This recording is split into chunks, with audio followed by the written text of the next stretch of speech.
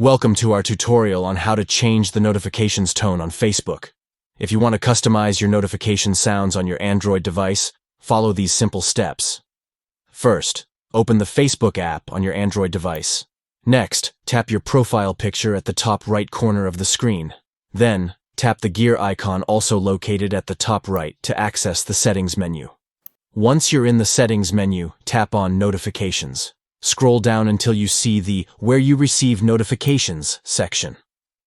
Under this section, tap on Push. You will then see the option to change the tone of your notifications. Tap on Tone and choose the tone you prefer from the list. Once you've selected your desired tone, tap OK to save your changes.